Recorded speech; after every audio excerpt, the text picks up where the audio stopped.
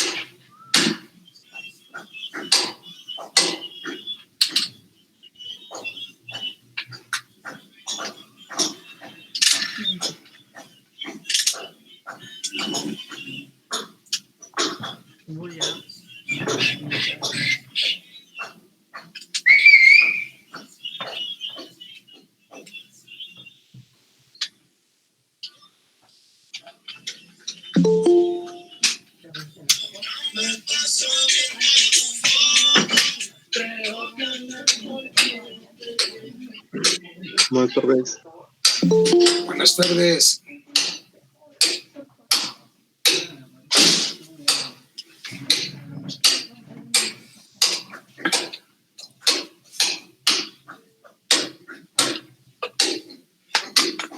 La vida loca.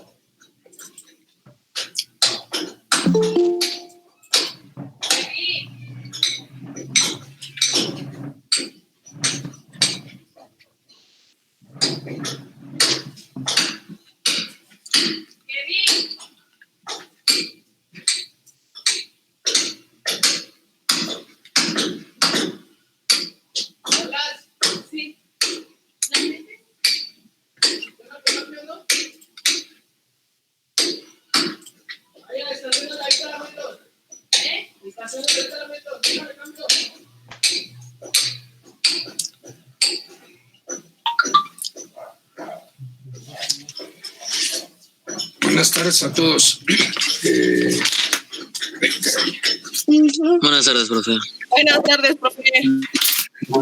Buenas tardes.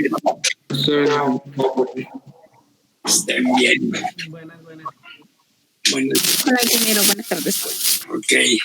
Vamos a iniciar con esta unidad 4, que son métodos directos e indirectos de exploración geológica, si no quedó nada pendiente por ahí.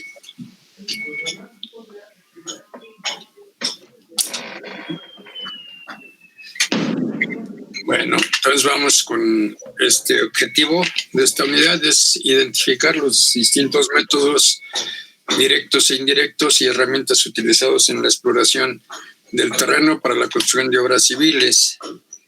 Y los métodos son los métodos directos y los métodos indirectos. Los métodos directos me dan información verídica, los indirectos son aproximaciones o son lo que alguien cree, definido un parámetro físico por lo general, como la velocidad de la onda longitudinal o como la resistividad del terreno.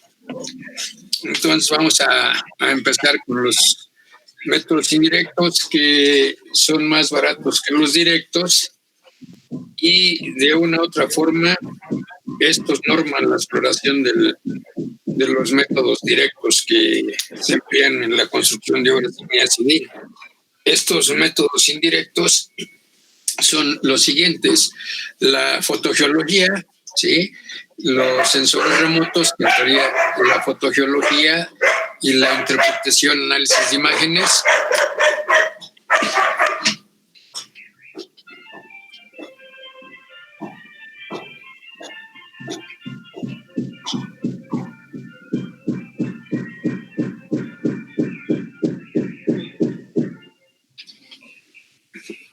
Entonces, la fotología es considerada como un método indirecto para hacer geología en la superficie terrestre y tiene como base interpretar fotografías aéreas. Pueden ser blanco y negro, pero en general se hacen a color. De esta manera podemos recanecer en gabinete sin ir a campo grandes extensiones de terreno en un tiempo sumamente corto. Sin embargo, para que estos tengan validez, necesitamos verificar en campo aquellos aspectos dudosos de la fotointerpretación. En geotecnia se utiliza esta técnica sobre todo en la primera etapa de exploración, donde se localizan las zonas de interés para la construcción de obras civiles y en menor grado durante las etapas siguientes. La escala de las fotografías aéreas depende del tipo de estudio. Para reconocimiento se utilizan las de escalas 1 a 25,000 a 1 a 50,000 y para detalle de 1 a 1000 a 1 a 20,000. ¿Qué características se reconoce o cuáles son las características principales a reconocer en un estudio fotogeológico? Bueno, las litológicas, las estructurales, las gráficas, las hidrogeológicas, las geomorfológicas y las geotécnicas. De las primeras, las litológicas, vamos a tener que ver el tipo de roca, su homogeneidad litológica, el grado de intemperismo, su cohesión, su permeabilidad y solubilidad. ¿Cómo podemos ver esto desde una fotografía? Precisamente en base a esas características que tienen los suelos y las rocas, podemos nosotros determinar si una corriente se está introduciendo en el terreno, pues diremos que es muy permeable el terreno, ¿no? Si el macizo rocoso presenta cavernas, presenta grutas, grietas, cenotes, etcétera, pues entonces el área será soluble y podemos tener rocas como las evaporitas, el yeso, la anhidrita, la sal, o como las rocas calcáreas, como las calizas. También podemos ver el grado de cohesión y de intemperismo porque pues las faldas de los afloramientos de roca vamos a tener sedimentos acumulados. Entonces, si tenemos muchos sedimentos, pues entonces el grado de intemperismo es fuerte, es alto el grado o velocidad de la erosión. Con respecto a las estructurales, bueno, podemos determinar el rumbo y el echado de estratos, de pliegues, de fracturas, de deslizamientos y fallas, y de lineamientos que tengamos regionales, es decir, podemos establecer qué rumbo tienen con respecto al norte geográfico y más o menos qué grado de inclinación. Esto en rocas sedimentarias o en rocas piroclásticas, no así en rocas volcánicas o en rocas intrusivas o metamórficas. En esta podemos ver sus fracturas, sus fallas y sacar su orientación, es decir, su rumbo y su echado, su dirección de flujo si es volcánica. Entonces sí podemos reconocer estas características estructurales. De las estratigráficas tenemos que podemos determinar las diferentes discordancias que tenga en un corte y establecer la columna estratigráfica de la zona que vamos a estar estudiando. Con respecto al agua, las hidrogeológicas, hay que determinar su sistema de drenaje superficial, si es un drenaje dendrítico, si es un drenaje rectangular, entre otros, y las zonas de posible infiltración para determinar de cierta forma las cuencas de captación de los parteaguas hacia donde drena el agua, me lo van a dar sus escorrentías y puedo establecer la cuenca de captación de una zona, de un área.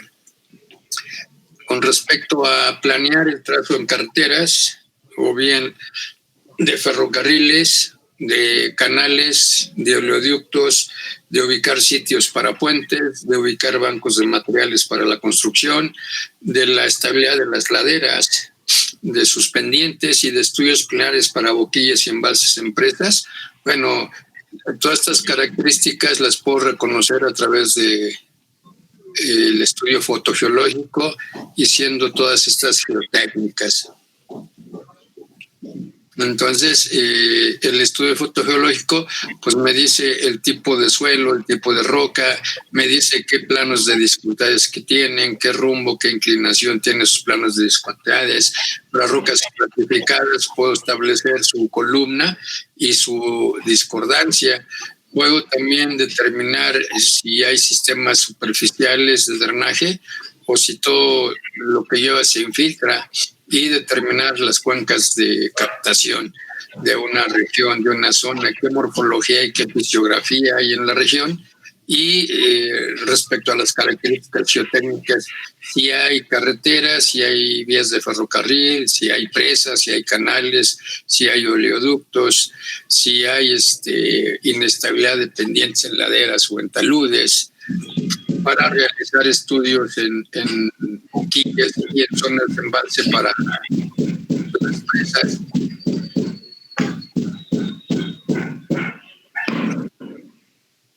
Ok.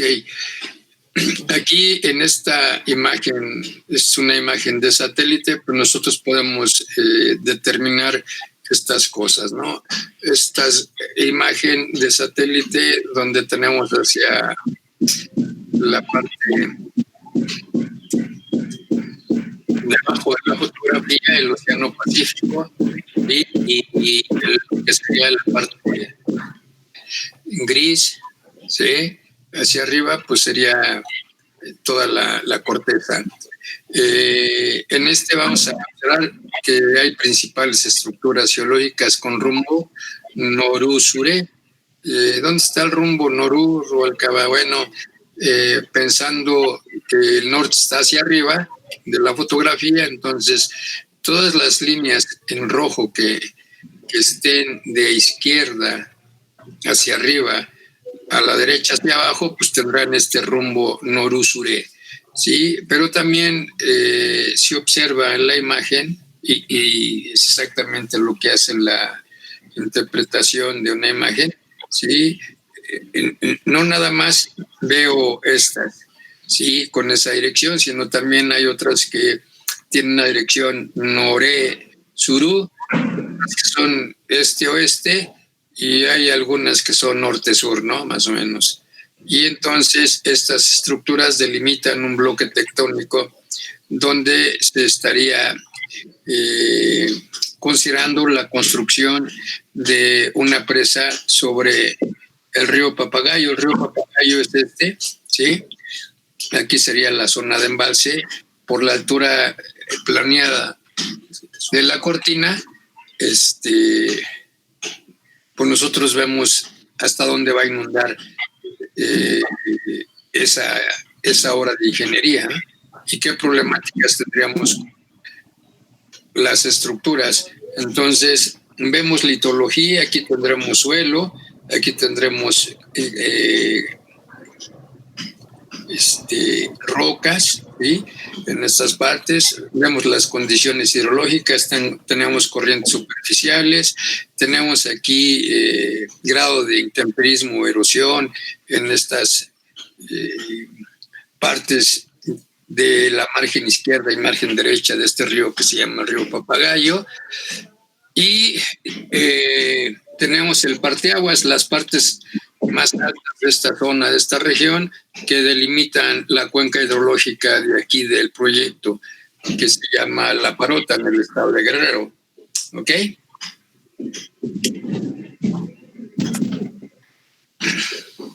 Sí, profe. Sí, ok, entonces, en un plano levantado fotogeológicamente, pues vamos a tener todo esto, ¿no? Tipos de suelos, tipos de roca, tipos de discontinuidades, características estructurales, características geológicas, características geotécnicas, ¿no? Entonces, bueno, otra son las imágenes de satélite de estos métodos. Estas fotografías comunes las podemos complementar con fotografías tomadas de satélites artificiales. Una de estas fotografías, una sola, no así como las fotografías aéreas, que es todo un vuelo y que pues, puede tener diversas fotografías. Y dependiendo de la escala, mientras más grande sea la escala, ¿sí? Más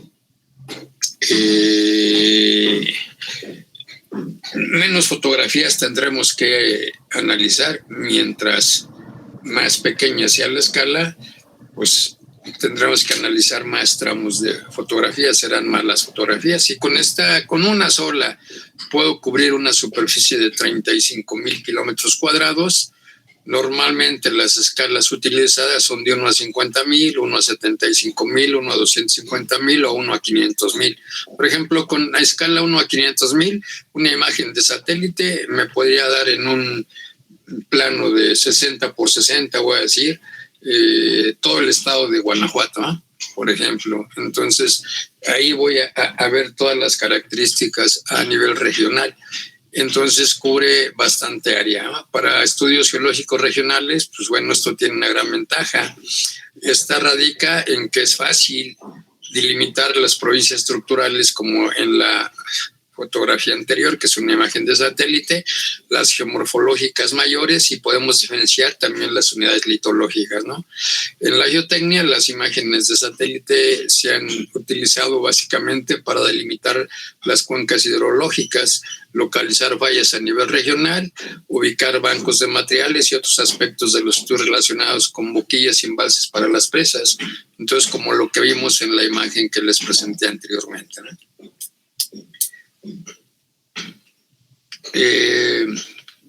Rubalcaba, ¿y cuál es el costo? ¿Es igual? No, una imagen de satélite sale cara, ¿no? Ha de andar, yo creo, ahorita en unos 40,000 pesos. Y también dependiendo de la escala, ¿no? Mientras más pequeña sea la escala, es más cara la imagen. Son con drones, ¿no? Profe, ¿y una tira de imágenes así aéreas, como en cuánto andará? Una tira de imágenes aéreas, pues a veces ¿cómo se llama? El INEGI, que son las que hace este tipo de fotografías aéreas, también se pueden hacer terrestres, pero fotografías aéreas.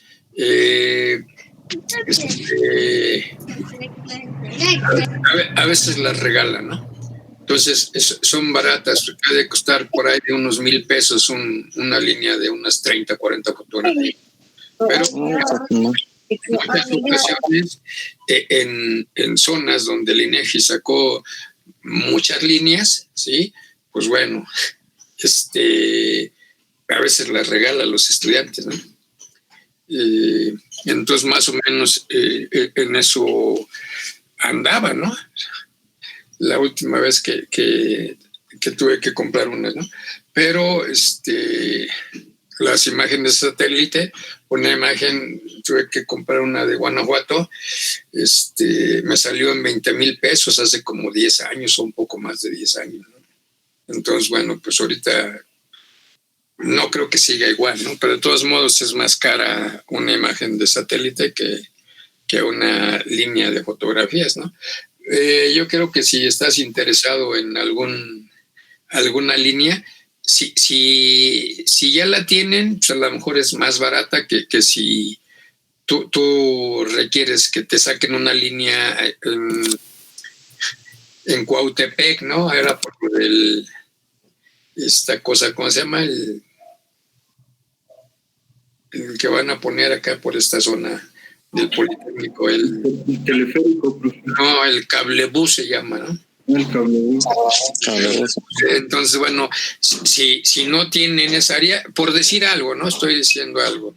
A lo mejor sí tiene las líneas de fotografía de esta zona, pero si no la tienen, entonces, bueno, ahí pues a lo mejor hay que el costo correspondiente, ¿no? Y claro, para que la saquen, ¿no? A lo mejor si te metes a la página del INEGI y te vas a pues, lo que ofrece el INEGI, pues a lo mejor ahí tú puedas preguntar actualmente en cuánto está una línea de vuelo, ¿no? y de cuántas fotografías. Y vuelvo a decir, o sea, es la línea de vuelo, es el lugar, ¿sí? Y también es que la escala, ¿no? ¿Ok? Sí, profe. ¿Y es lo mismo, profe? No es lo mismo. Porque No, pues una satelital va a tener mucho más calidad y Mejor definición. calidad, ¿no? Y definición de topografía o relieve en este caso, ¿no? No. Si tú sabes hacer bien, pues tú decís fotogrametría, ¿no? Claro. Si sabes bien hacer la estereoscopía, pues tú lo vas a ir formando, ¿sí? Tú en la imagen de satélite, pues muchos creen que, mira, aquí hay verdecito, entonces ya el INEGI nos está diciendo que son rocas sedimentarias, porque así lo aprendemos en la escuela, ¿no? Que los colores azules y verdes son de rocas sedimentarias, como lutitas, calizas, etcétera, ¿no? Y resulta que no, que son colores de las tres bandas con las que funcionan las imágenes de satélite, ¿no? El rojo, el verde y el azul, creo que son esas tres las bandas que manejan las imágenes de satélite. Entonces, todo es como todo, ¿no? Todo es experiencia, ¿no? O sea, a lo mejor hay gente que le guste más una imagen de satélite, a lo mejor hay gente que le gusta más ver la tercera dimensión en las fotografías aéreas, ¿no? Todo es como todo, de gustos. A algunos les gustan los Volkswagen Sedán, ¿no? Si eres taxista y piratón, pues más o menos casi todos los sedán, no digo que todos, pero casi todos pues están metidos de taxistas piratas, ¿no? O sea, a lo mejor a alguno de ustedes no les gustan los carros, les gustan las camionetas, ¿no? Entonces, bueno, todo es cuestión de gustos, de cómo tú se te facilite a ti como persona el trabajo, ¿no? A mí en lo particular, sí, pues yo prefiero el análisis de los relieves que estoy viendo en las fotografías aéreas, a diferencia de lo que puedo ver en una imagen de satélite. En una imagen de satélite tengo que usar mucho el coco. En una imagen de fotografía aérea tengo que usar mi conocimiento, ¿no? Entonces ya me lo dieron en la escuela, ya digo, aquí está el rumbo, para allá va el echado, etcétera, ¿no? En las imágenes de satélite no ves un relieve en tercera dimensión. Lo que ves es como si fuera un mapa, ¿no? Un plano. Ves aspectos de tercera dimensión en dos dimensiones, ¿no? Entonces, bueno, como digo, pues hay gente que prefiere imágenes, hay gente que preferimos las líneas de vuelo, ¿no? Porque ahí inclusive tú puedes ir viendo todo este rollo, ¿no? Y como mencioné, no nada más en que yo diga, aquí hay un granito y que por acá hay calizas y así está, ¿no? Sino también en que verifique yo en campo, sí, donde yo tenga muchas dudas, ¿no? Porque también pues, surgen dudas. Hay a veces ocasiones que el mismo planeta, por la misma toma de la fotografía, pues no sabes si es falla o si es fractura. Entonces, bueno, pues ahí la primera, pero eso igual en las imágenes de satélite, ¿no? ¿Ok? ¿Ok? Ok, profe. Entonces, por ejemplo, esta es una imagen de satélite, ¿sí? Donde la imagen es de Europa, donde tenemos Inglaterra, donde estas, ¿cómo se llama este que está atrásito de Inglaterra? Irlanda, ¿sí? Francia, o sea, sería Europa, ¿no? Está aquí amaneciendo, aquí en las islas, en casi todas las islas que están en esta zona, pero aquí están en el... ¿Hoy qué día es? Miércoles, ¿eh? No, todavía no llega al viernes, ¿no? Entonces, bueno, en una imagen yo puedo decir, pues aquí están las islas tales, Inglaterra, Francia, etcétera, ¿no? Yo puedo ubicar esto, ¿no? el mar, ¿no? Entonces, bueno, esta es una imagen, pues obviamente, donde pues aparecen varios países, ¿no? Irlanda, Inglaterra, pues, Alemania, Ginebra, échame un Ginebra, ¿no? Ok, y entonces en esta imagen satelital, ¿sí? Si se fijan, es igual que esta, ¿no? ¿Ok? Pero aquí ya tenemos esas longitudes que les decía yo, los colores verdes, los colores rojos, ¿no?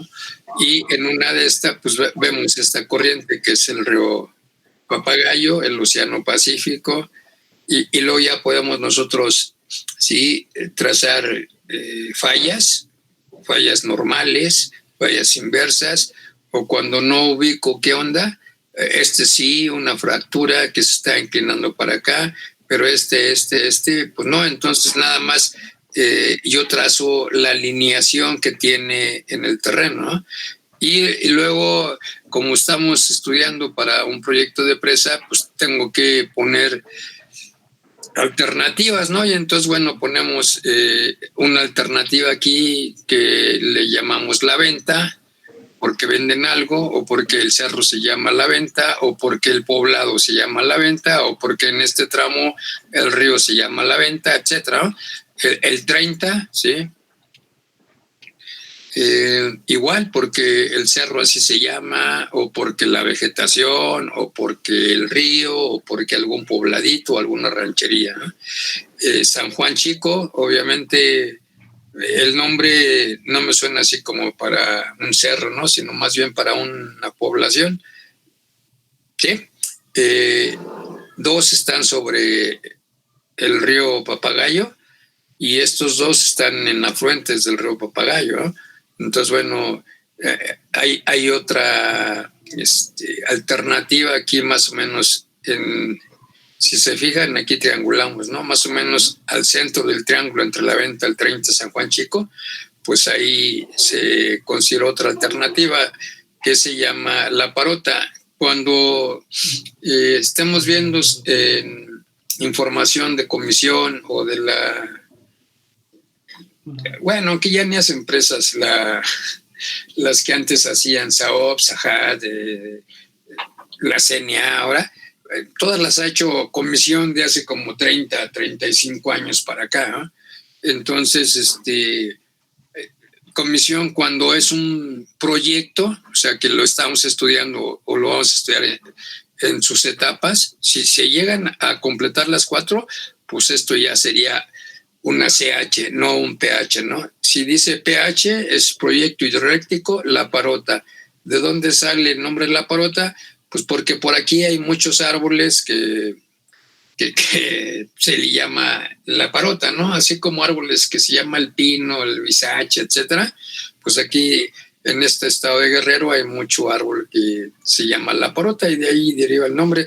Y también hay la parotilla, el parote, o sea, hay varias localidades que también se llaman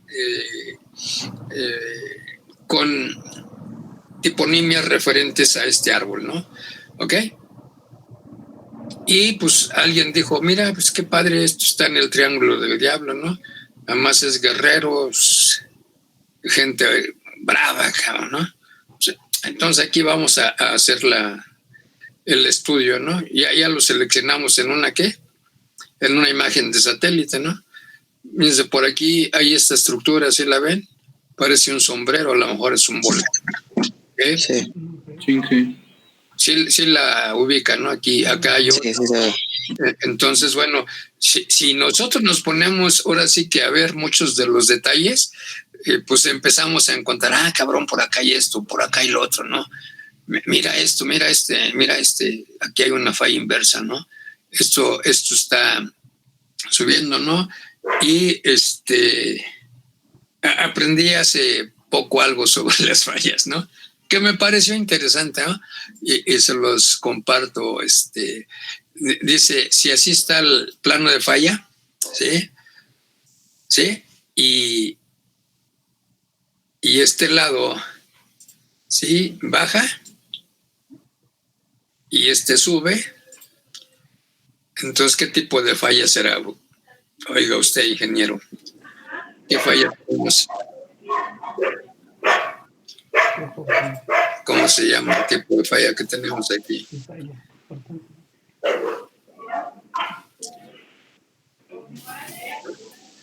¿Eh? ¿Es una inversa, profe? No, vamos a... No es inverso. No estoy yo de vacilar ni nada, ¿no?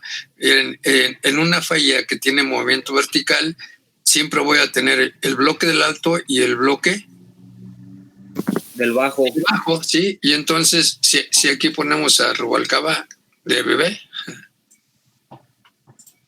ay, cabrón. Ya es ahorita como está, ¿no? Le ponemos...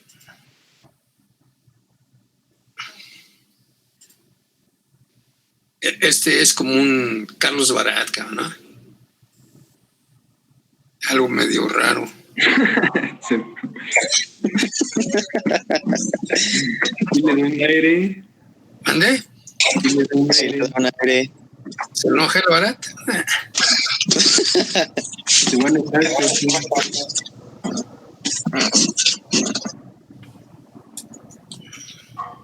Ya les va. Espero que no se les olvide cuando ustedes vean una falla de que tiende a la vertical, ¿no?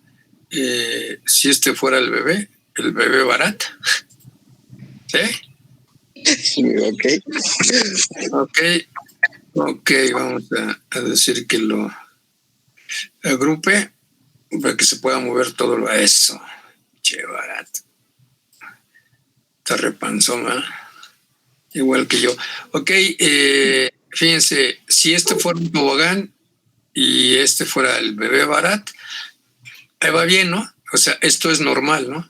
Que si se avienta en la resbaladilla, esto va a ¿qué? A moverse de esta forma, ¿no? ¿Sí o no? ¿Sí? Sí, claro. Sería normal, ¿no? ¿Sí o sí? Sí, claro. Pero si volvemos al tobogán, a la resbaladilla, como lo conozcan en su rancho, pero sí, este bebé en lugar de bajar, y seguramente si es Barat, sí lleva la contra, ¿no? En lugar de bajar, ¿qué? Sube del lado de la resbaladilla. ¿A poco así subimos? Nos aventamos y subimos hacia arriba. Entonces, esto no es normal, ¿no? Entonces será inversa, ¿ok? Sí, ok. Sí, ¿no? Sí. Porque dices tú, no, pero si está acá baja. Sí, pero en una resbaladilla no te avientas por abajo en la resbaladilla, mi rey. Bueno, puede ser de la escalera, ¿no? Y que te pongas un trancazo. Yo creo que ahí se cayó el Barato. Ok, entonces pues es una falla inversa y el otro sería una falla normal, ¿no? Ok. Entonces, los físicos, aparte de los sensores remotos, y vuelvo a decir, el que yo vea, ay, mira, puras rocas sedimentarias y hay rositas, entonces han de ser ígneas. No. Estos son las longitudes de ondas que toma el satélite, ¿no? Que es el verde, el rojo, ¿sí? Y el otro es el amarillo, ¿no? Por eso hasta el río se ve así como azul, ¿no? Aquí es agua y se ve pues, un azul muy oscuro, ¿no? Pero ya son combinaciones de las longitudes de ondas, de esas tres que mencioné, rojo, amarillo y el verde, ¿no? Entonces, no es un mapa geológico, ¿no? Es una imagen de satélite que nos sirve pues para marcar todo eso, ¿no? No está marcada la cuenca hidrológica, ¿sí? Pero si quisiéramos, buscamos los relieves más altos topográficamente y sacamos la cuenca hidrológica, ¿sale?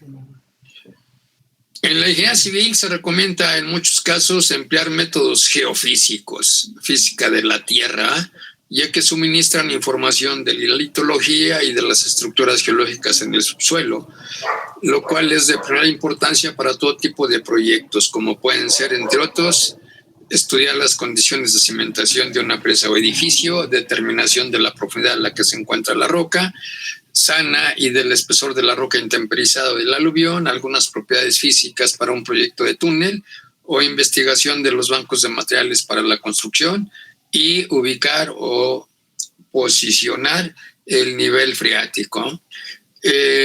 La gran cantidad de información que proporcionan estos métodos justifica plenamente su uso, tanto para estudios de prefactibilidad como en las etapas subsecuentes de la exploración y construcción de obras civiles. ¿Ok? Todos los métodos geofísicos determinan en esencia las variaciones en el espacio, en el tiempo, de uno o varios campos de fuerzas. El valor de estos campos depende, entre otros factores, de las variaciones en las propiedades físicas de las rocas y de la naturaleza de las estructuras en el subsuelo. ¿Vale? De la geofísica que se puede hacer en superficie, en geotecnia se utilizan los siguientes métodos de prospección geofísica desde la superficie del terreno. Los métodos eléctricos a través de sondeos eléctricos verticales, calicatas eléctricas, dipolo-dipolo o pseudosecciones. De los métodos sísmicos a través de la sísmica de refracción, de la sísmica de reflexión, de los métodos electromagnéticos a través de la prospección en dominio de frecuencias, de la prospección en dominio de tiempos, de la prospección BLF o de muy baja frecuencia y la GPR o georradar. Los métodos basados en la gravedad del planeta y en el campo magnético, los métodos gravimétricos y los métodos magnéticos. De estos que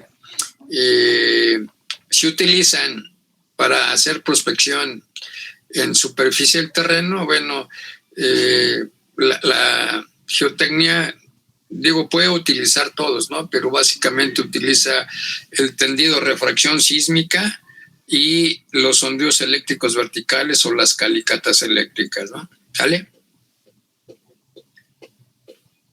¿Sí o sí? Sí, profe.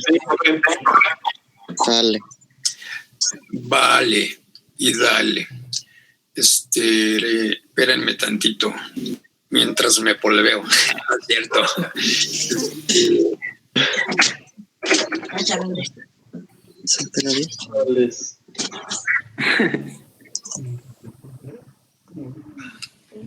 Chale.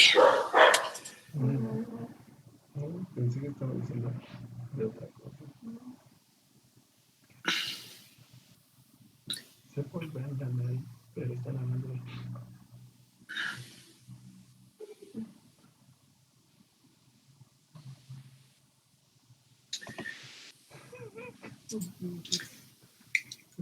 ¿Tienen palomitas por ahí? Writing's not that easy, but Grammarly can help. ¿Sí o no? No, pero puedo hacer uno. No, pero Vayan por las palomitas, ¿no? Si me da chance de ir a hacerlo.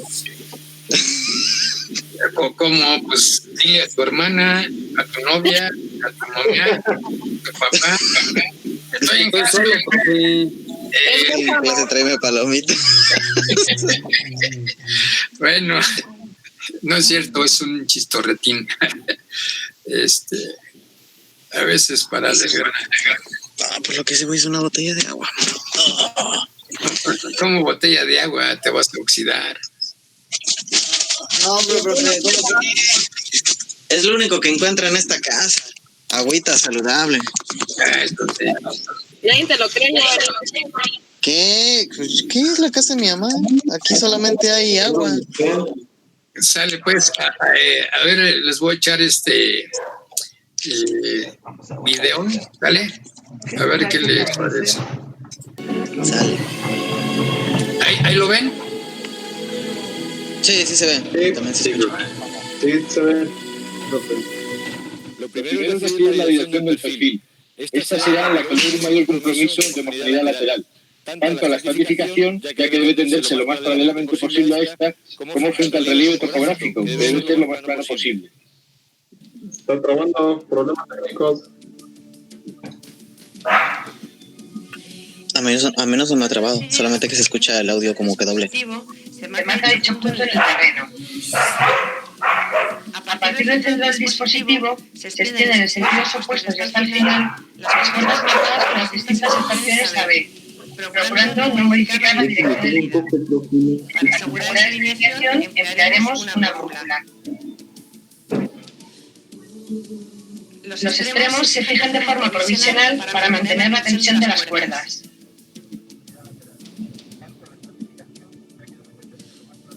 Se realiza un croquis de situación marcando en este la localización del set e indicando su dirección.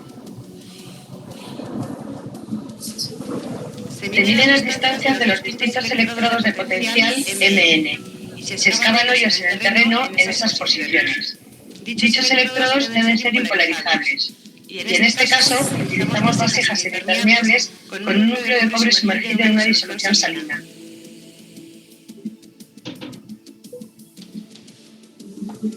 Generalmente se prepara una disolución de sulfato de cobre añadiendo este en estado cristalino y en cantidad suficiente para que quede sobresaturado.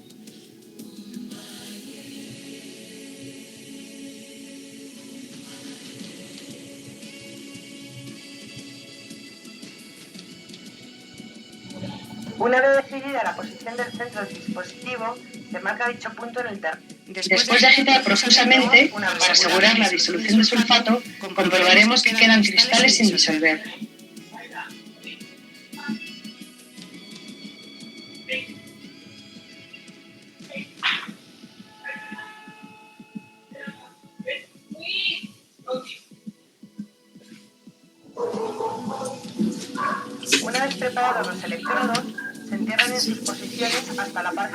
Una vez preparados los electrodos, se entierran en sus posiciones hasta la parte superior. Rellenando los agujeros con el terreno excavado de forma homogénea y compacta.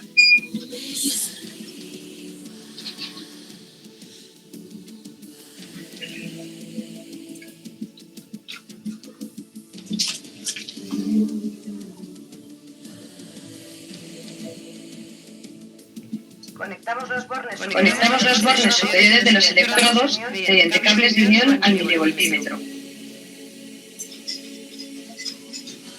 El equipo que vamos a mostrar es de la marca Geotron, con milivoltímetro y miliamperímetros analógicos en unidades separadas. Colocamos un punto de anclaje para los cables de corriente, próximo a la mesa de operación y al lado opuesto del centro de MN. De esa forma, se reduce el acoplamiento entre las líneas de emisión y recepción. Generalmente, se emplea una etiqueta metálica que servirá como electrodo de referencia. Tras fijar los cables en dicho electrodo, se llevan los carretes a la primera posición prevista para AB. En dicha posición, se clavan los electrodos de emisión AB y se conectan a los carretes.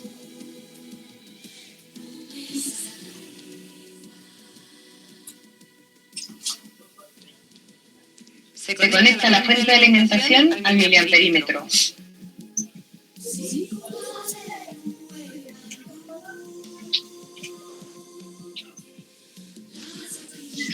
Conectamos los cables de los electrodos de emisión al miliamperímetro y los electrodos de potencial al milivoltímetro.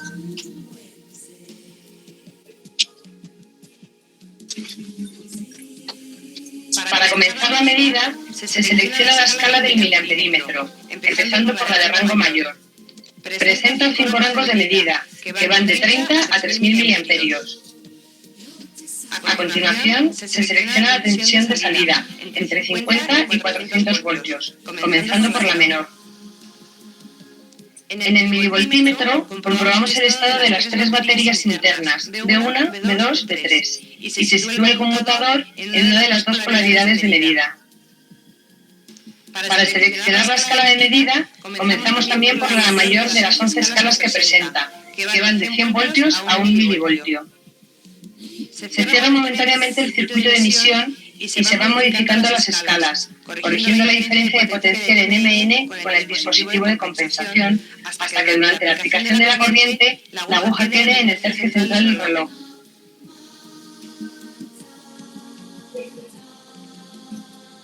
Una vez elegida la escala y la polaridad de la medida, compensamos de forma precisa la diferencia de potencial. Se vuelve a cerrar el circuito y se miden los valores de intensidad y diferencia de potencial lo más simultáneamente posible, comprobando que al abrir el circuito, el milivoltímetro vuelve a cero.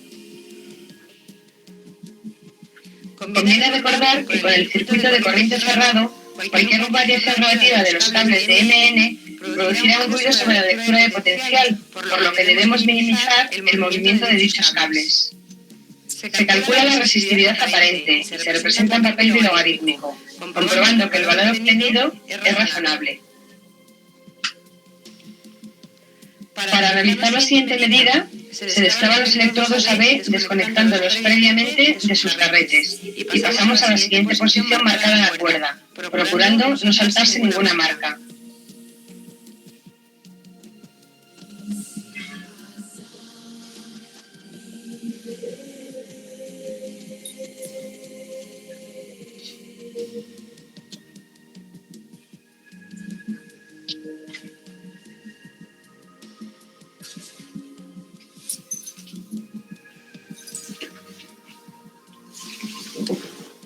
Procederemos del mismo modo para el resto de las estaciones. Durante la realización del set, determinaremos la resistencia de contacto de los electrodos AB en las distintas posiciones, utilizando el tercer electrodo R próximo al operador. Para ello, cerramos sucesivamente el circuito de emisión entre AB, AR y BR. Mediante la medida del voltaje de salida y la lectura de corriente en esos circuitos, determinaremos dicha resistencia. Cuando al ir aumentando la distancia AB, la lectura de potencial sea menor de 3 milivoltios, se realizará un cambio de electrodos de potencial con distancias MN mayores. Mediremos los valores en dos posiciones consecutivas de AB para las dos posiciones de MN. El cambio de los sucesivos electrodos MN se realiza mediante el selector que posee el milivoltímetro. Una vez completado el perfil, se recoge el dispositivo, poniendo especial cuidado al recoger el cable. El modo recomendado es retroceder con los carretes a una posición próxima al centro del dispositivo y desde esta ir enrollando, así sucesivamente hasta recoger todo el cable.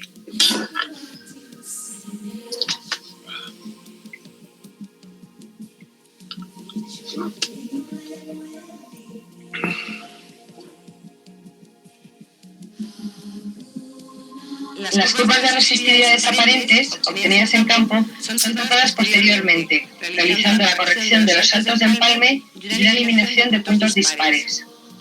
Sobre estas, podremos deducir el modelo G eléctrico al que corresponden y proceder a una interpretación cuantitativa.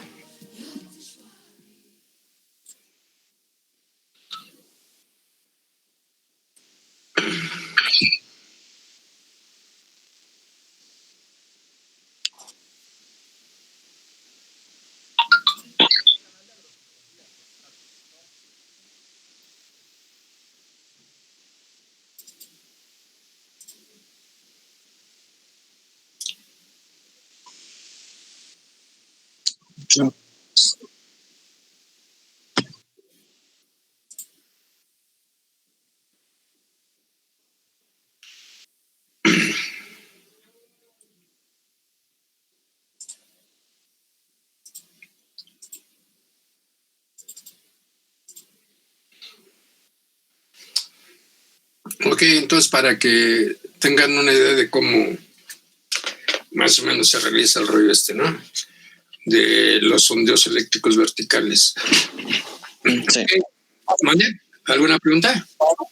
No. ¿Esos sondeos son caros, profe? No, son baratos. 3 o 4 mil pesos creo que andan por ahí.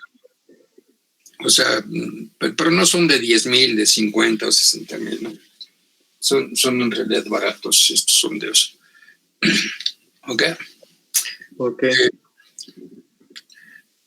El que lo hace, pues que necesita 5 electrodos, ¿no? el A, el B, el M, el R, un multímetro, un amperímetro, un sismógrafo y listo, ¿no? Cables, ya. En fin, los métodos eléctricos son aquellos que estudian la respuesta del terreno a la propagación a través de él de corrientes eléctricas continuas. ¿Cuáles son estas? Pues las de las pilas de los carros, las de las pilas de sus celulares, de su radio, de su teclado, de su linterna. Esa es corriente continua, ¿no? Estos no se le puede hacer pasar de la que tenemos aquí en los enchufes, en las clavijas. Entonces necesitamos una batería, pues, ¿no? Y el parámetro físico que se controla es la resistividad, como lo dijeron en el video. Y la interpretación final se hace en función de las características geológicas de la zona donde se aplican y considerando la resistividad, que es la resistencia que la corriente encuentra al atravesar una determinada substancia por longitud y por sección unitaria. Se trata pues de una propiedad intrínseca de las rocas y depende de la litología, de su estructura interna y sobre todo de su contenido de humedad, del agua que contengan. La medida de la resistividad se lleva a cabo de la manera siguiente. Como ustedes vieron en el video, introducción del subsuelo de una corriente continua de intensidad I mediante dos electrodos denominados A y B, conectados a una fuente de energía. Medimos la diferencia de potencial delta B generada por el paso de la corriente entre otros dos electrodos, el N y el N. Calculamos la resistividad aparente ρA del espesor de terreno afectado por el paso de la corriente y se denomina aparente porque no corresponda a una unidad litológica concreta, sino que define el conjunto de materiales afectados por el paso de la corriente. Entonces, más o menos, en su libro de Geología aplicada a la ingeniería civil y a la fotointerpretación, J.B. Puig, ¿sí? Hizo este esquema del método eléctrico de resistividad, ¿no? Que vemos unas líneas de corriente en el suelo, ¿eh? Y que se van a generar cuando pongamos dos electrodos de corriente, el A y el B, un carrete para cable, una batería que le va a hacer la fuente de energía para los electrodos, un miliamperímetro para medir la intensidad I y dos electrodos de potenciales llamados M y N, ¿sí? Y que se les va a través de carretes para cable, se le va a poner un voltímetro, un potenciómetro para medir la diferencia de voltaje, ¿no? Y aquí el electrodo PA o R que decía lo que estaba explicando. Una pregunta, profe. Que le giran la perilla y si no le da, pues no le dio. ¿Sí? ¿Qué pasó? ¿Estas pruebas de métodos eléctricos se pueden hacer en cualquier suelo o tienen que ser rocas o...? No, en cualquiera, en suelo o en roca. Y por eso decíamos que la geotecnia, y lo remarqué, puedo usar los 5, superficie, pero ¿cuál utiliza más? Pues los que les da información a poca profundidad, ¿no? Por ahí de 200 metros, que son los sondeos eléctricos verticales y el tendido de refracción sísmica. Esos dos son los más utilizados por la ingeniería civil. Ok. Y utiliza... ¿Y en qué métodos se estudian? ¿En qué? ¿En qué método, en qué tipo de obras se estudian grandes profundidades de más de 300 metros o algo así? ¿En qué tipo de obras? Cuando estás trabajando para buscar oro, de petróleo, ¿no? o petróleo. Para minería, ¿no? A muchos, minería y también de la industria del petróleo, ¿no? Pero también en la ingeniería, son muchas ingenierías las que involucran este método, ¿no? Pero, por ejemplo, para obtener energía eléctrica a través de la geotermia, ¿sí? También se utilizan estos métodos que me dan información a una profundidad grande, ¿ok? Ok. Entonces, bueno, pues ahí está involucrada la ingeniería geológica, la geofísica, los topógrafos, los civiles, hay arquitectos, hay licenciados, etcétera, ¿no? Y ahí los pozos que llegan a perforar son más de 3 kilómetros. Entonces ahí échale, ¿no? Toda la complicidad que se tiene, la presión de la carga hidráulica a esa profundidad, pues es muy alta, ¿no? Entonces sí,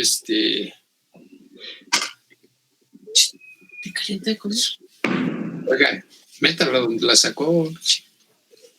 Ya siempre llega y me la avienta. No. Ok, entonces en ese tipo de industrias, la geotecnia como hace excavaciones a 40, 50, 100 metros, pues no necesita métodos que te den información de cientos de miles de metros, ¿no? Porque nada más te vas a llenar de hijos. Es decir, vas a tener un resto de información y después el rollo es que pues procesarla, analizarla, resumirla, sintetizarla, ¿no?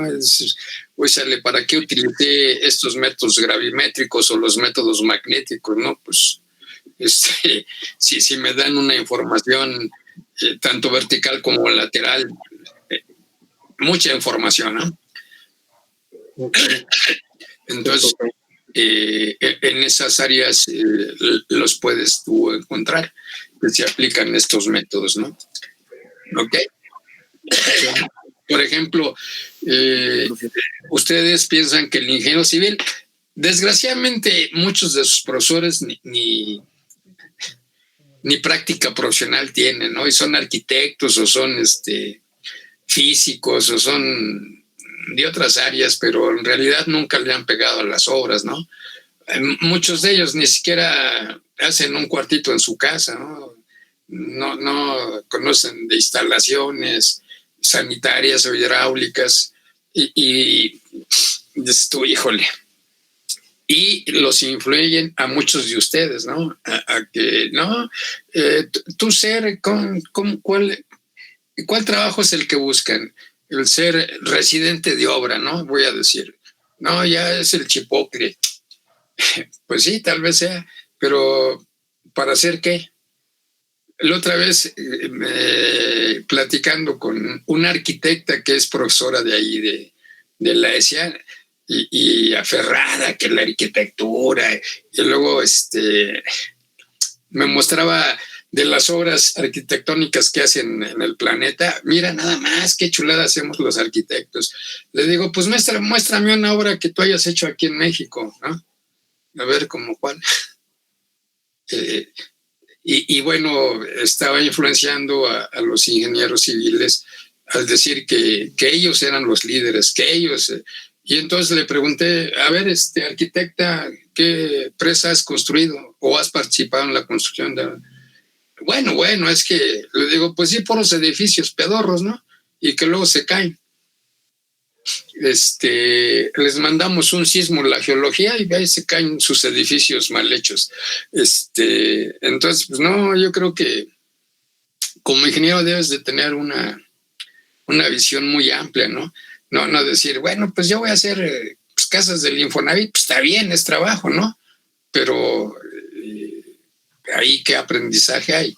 Si cada vez parecen perreras las casas que hace, no sé si sean arquitectos o ingenieros, ¿no? Pero las casas de Infonavit, cuando veo 45 metros cuadrados y de más de 2 millones de pesos, digo, no chingues. Y si hay gente que los compra, ¿no? Pues están locos, güey.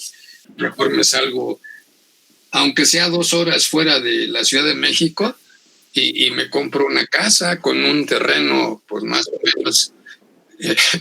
Pero no, pues muchos quieren vivir aquí, luego están aquí, vienen situaciones geológicas, sismos, terremotos, caídas, muertes, sepultamiento, mucha gente se aterra y entonces vámonos aquí cerquita, ¿no?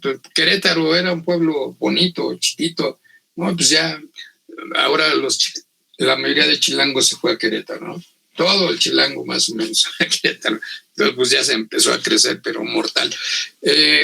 Entonces, cuando yo les digo, ingeniero civil, ustedes pueden trabajar en Pemex. Ay, no, nosotros no vamos a hacer. Les digo, ¿hace cimentaciones? ¿Sí o no? No, pues sí. Bueno, y las plataformas, ¿tú crees que pueden requerir una cimentación? Cabrón. Pues sí, necesitan cimentación. Entonces, bueno, ahí el pedo es de que si no sabes nadar, porque nunca te has metido, a veces muchos, es increíble, pero no conocen físicamente el mar, ¿no? Lo ven en la televisión y en películas, pero que ellos y que digan, chinga, aquí está la plataforma, acá viene el talud, güey, ya me hundí, ¿no? No sé nadar. Ahí tienes que saber nadar y tienes que saber bucear. Porque pues ¿a dónde está o a dónde va a ser la cimentación? No la van a poner en el agua, se van al piso. Y entonces, bueno, tienes que tener estas características, ¿no? Si no sabes ni nadar en piscina, en alberca, usted me vas a ahogar, ¿no? Ya valió gorro el trabajo de tus padres. Pero es muy buen pagado el trabajo de un ingeniero civil que está viendo la cimentación de las plataformas marinas, ¿no? Aquí en el Golfo de México. ¿Ah?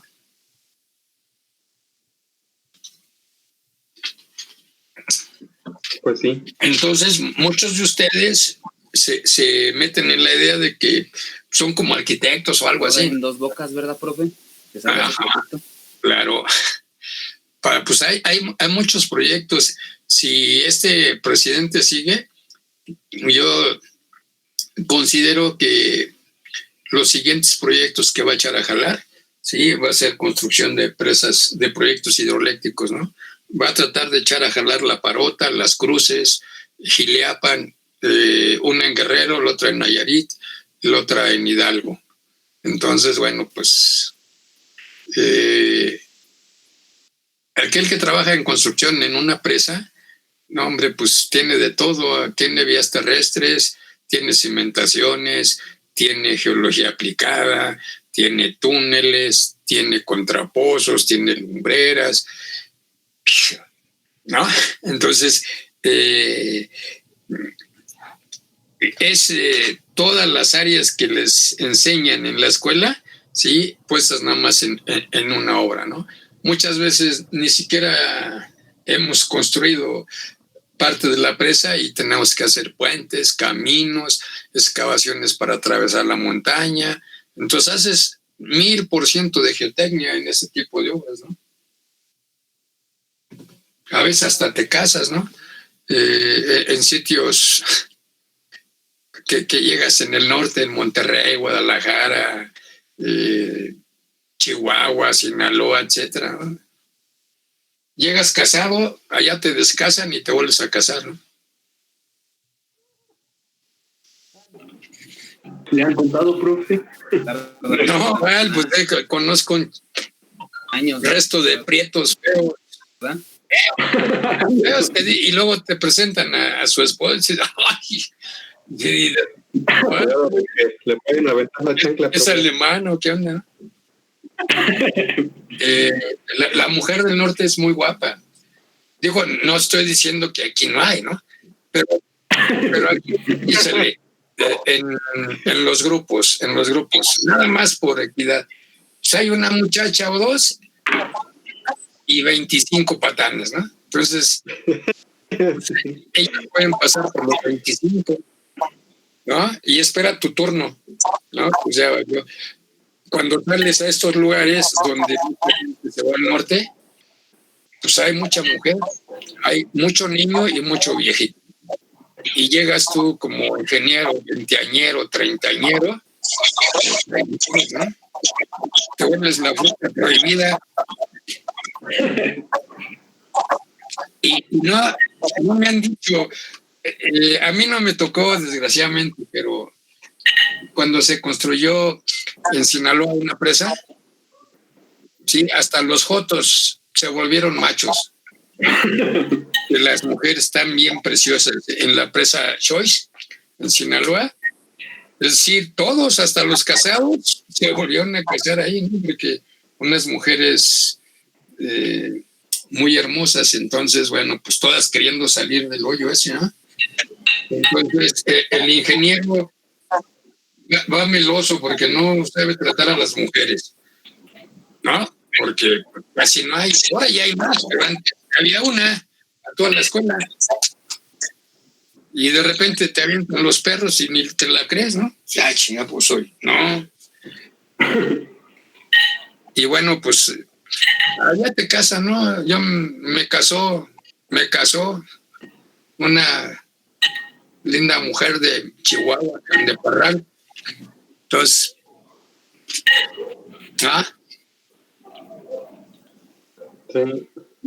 pues sí, y pues tan bonitas y casi te mantienen, ¿no?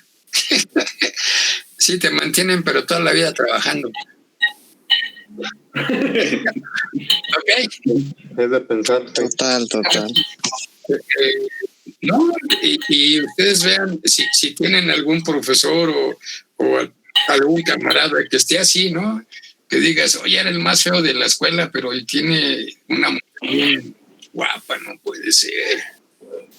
Pues es tiene que fue buen material ahí. Hay demasiado buen material.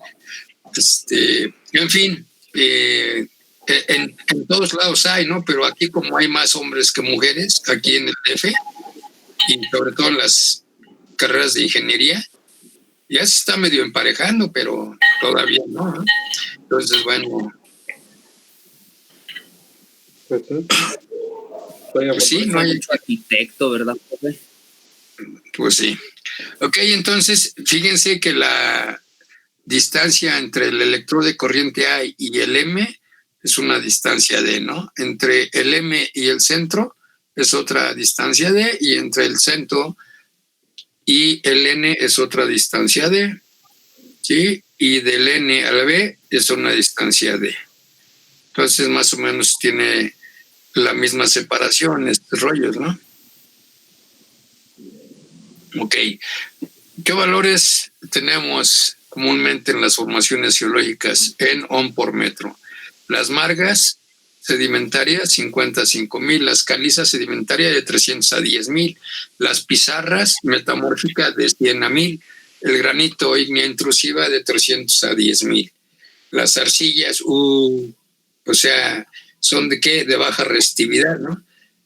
Las arenas, de 50 a 500, los conglomerados, de 1000 a 10,000, las areniscas, de 50 a 5,000, y los aluviones, de 50 a 800.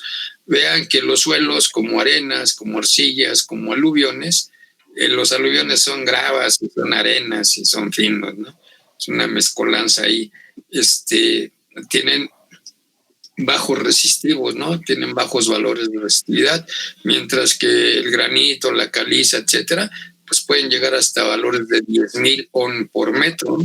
Entonces, bueno, pues en base a estos valores, pues el geofísico va estableciendo de manera vertical cómo están mis capas del suelo. ¿Ok? ¿Cómo se determina la resistividad? La resistividad aparente se calcula con esta fórmula. Resistividad aparente es igual a la constante de configuración geométrica del dispositivo en cada medida que se hace, que depende de la distancia entre los electrodos AM, MB, AN y NB. Pueden estar a 5, a 10, a 15, a 20, 50, a 100 metros, ¿no? Entonces, eso, por la diferencia del voltaje entre la intensidad de la corriente, ¿no? O sea, lo que me mide el potenciómetro y lo que me mide el multímetro. ¿Sale? Si modificamos la configuración interelectródica, es decir, entre los electrodos, se obtienen pues muchas posibilidades de investigación, pero lo más frecuente es utilizar configuraciones normalizadas, y las más comunes son el arreglo Schlumberger. Este arreglo es simétrico, con los electrodos de potencial M y N interiores y alineados con los de corriente AB, y la separación entre M y N es inferior a 1/5 de la separación de la A al B. Es decir, tiene una separación diferente. Y el otro es el arreglo Wegner, en donde la disposición es la misma, salvo que las distancias AM, MN, NB son las mismas, ¿no? Los equipos empleados no son diferentes, son igualitos para ambos arreglos y consisten en una caja de baterías, electrodos de corriente y de potencial, cables de conexión y los que me van a medir o a dar los valores de la resistividad, ¿no? Los resistivímetros, ¿no? Cuando paso a la gasolina y pago con tarjeta, me acuerdo de estos, ¿no? Porque es más o menos, una vez que establecemos la corriente en el suelo, te arroja tu papelito donde te dan los valores de resistividad, ¿no? ¿Ok?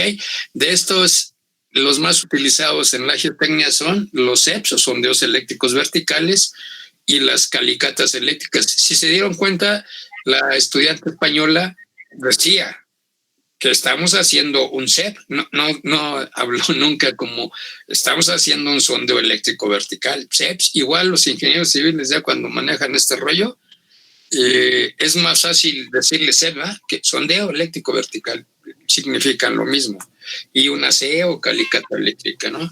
Entonces aquí tenemos el arreglo Schlumberger. Vean que es diferente, ¿sí? La distancia entre los electrodos internos. Esta distancia uno es mucho, mucho mayor que la distancia de aquí al centro y de acá para acá. Y el Wegner sí es la misma, ¿no? HHH. Es igual como el otro que tenía D, ¿no?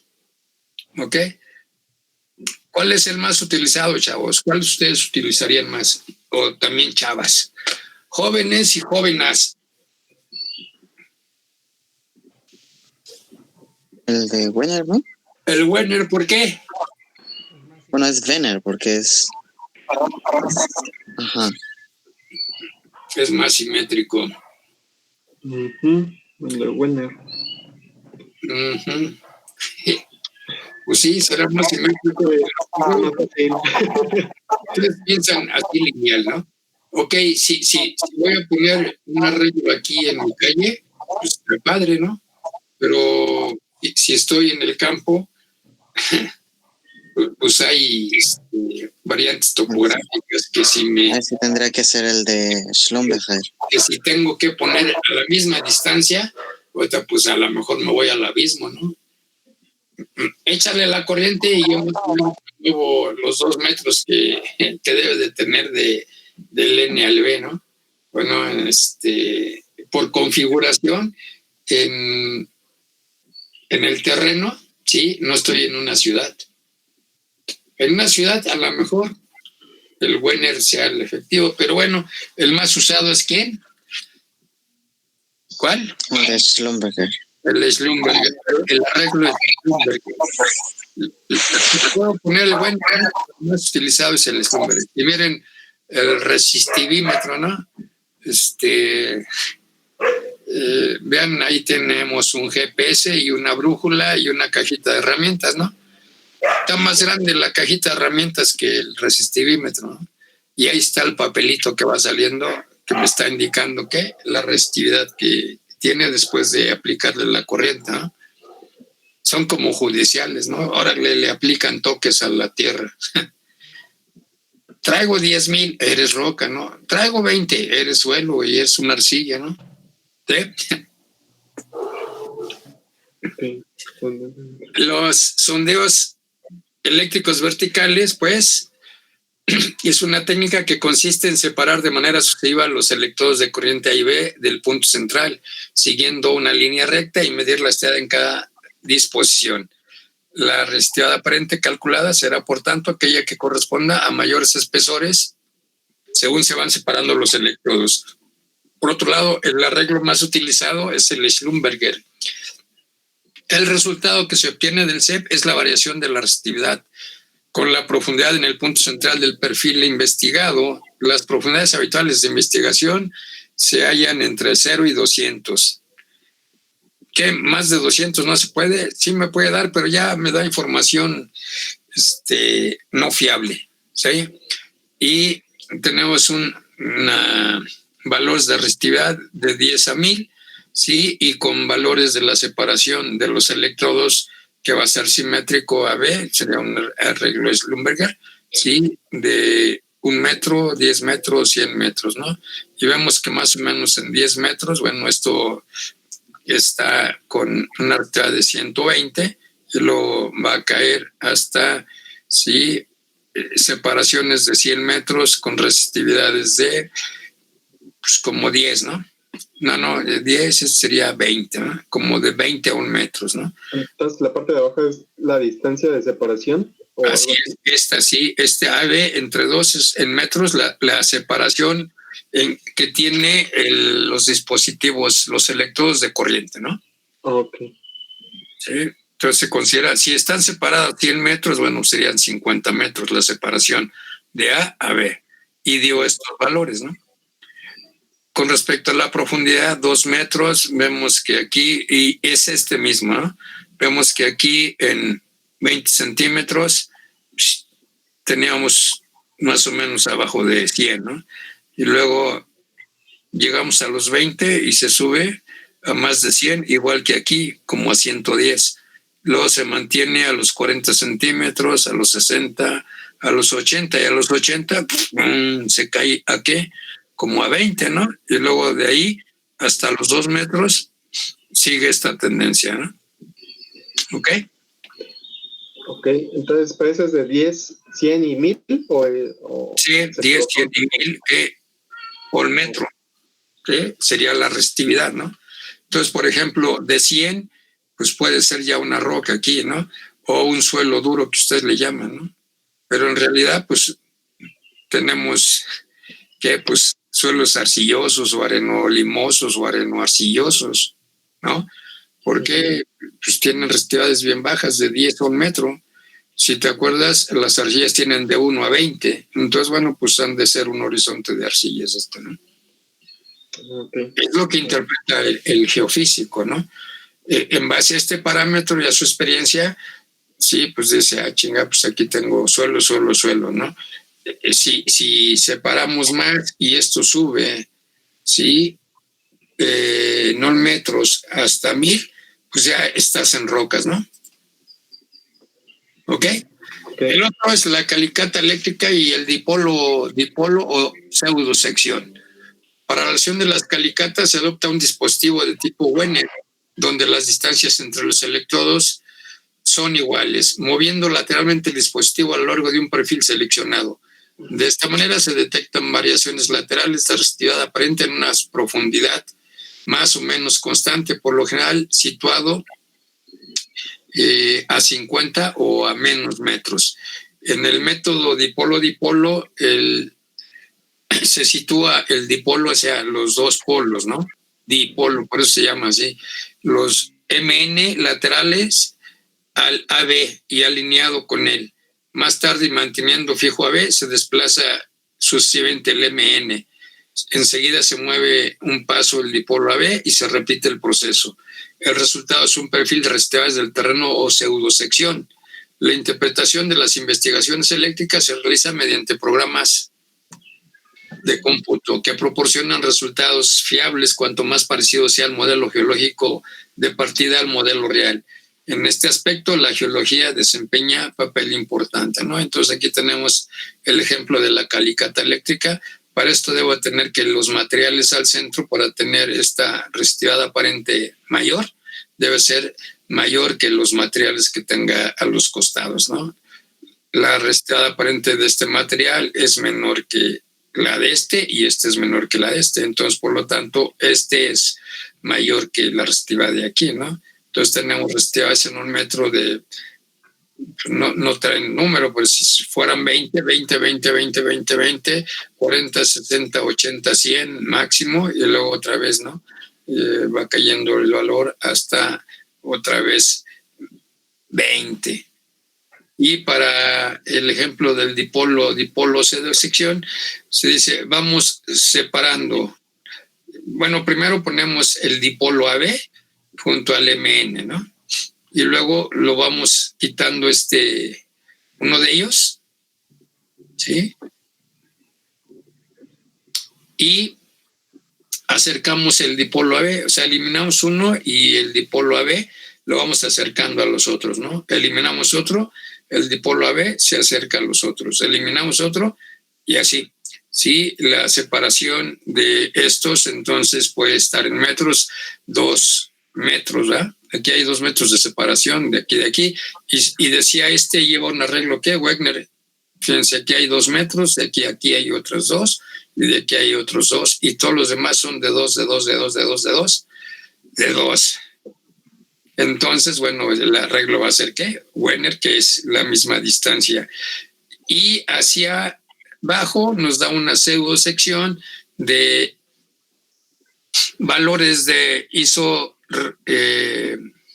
resistividad, ¿no?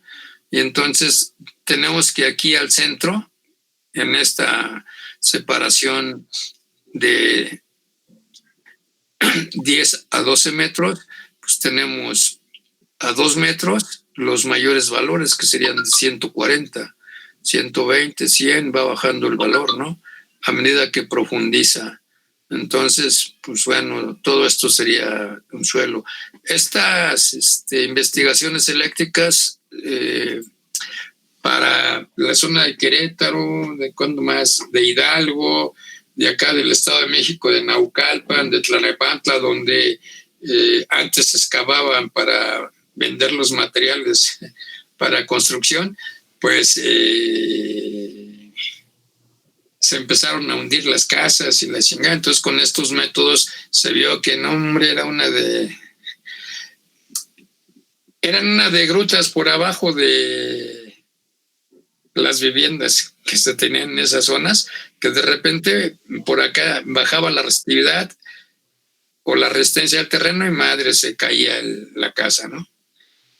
O no se caía, pero quedaba casi a un paso de caerse, ¿no? Y ya colapsando el terreno. Entonces, pues ya también tú no vas a vivir en una zona, en un edificio que está casi asomándose al agujero que ya se colapsó, ¿no? ¿Qué es lo que piensas? No, pues la siguiente va a ser que mi casa se vaya, ¿no? Entonces, ahí se han investigado. En la zona de Naucalpan, un camarada de la Nevacatlán hizo estudios de todas esas áreas y inyectó espuma para darle resistencia al terreno, y al parecer sí tuvo éxito su metodología, pero con este método determinaron muchas zonas huecas, ¿no? Como puede decir, aquí se cayó la resistividad, pues es que no hay casi terreno. Sí, es una caverna, por eso pues la corriente, no hay suelo que se oponga a la corriente, ¿no? ¿Ok? Ok.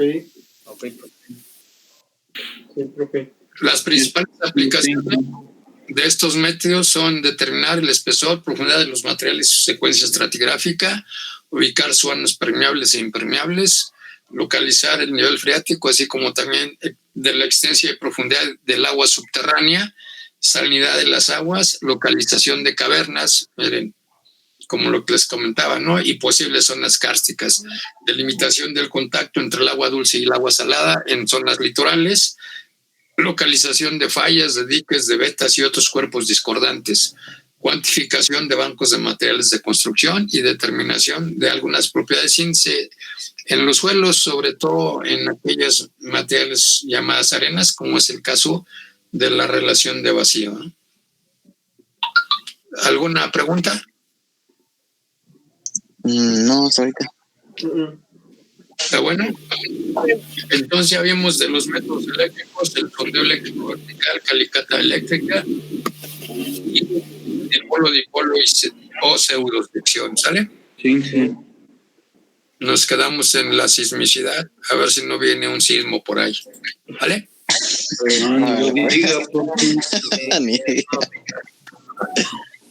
Sí. ¿Qué dice? No quiero que llegue el año, no me... En el 2021 hay que esperar de todo. Pues comenzamos con...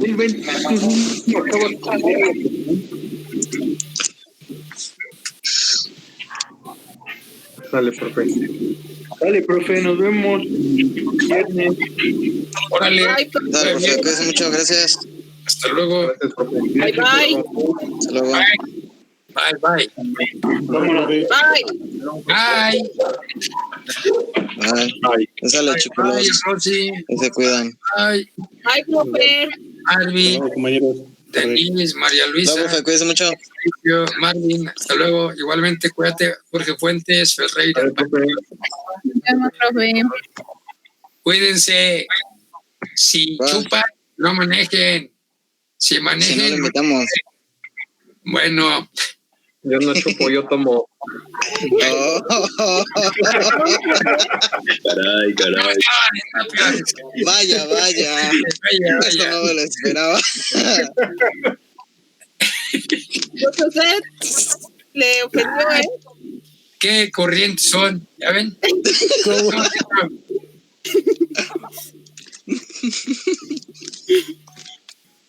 Dale, chicos, cuídense.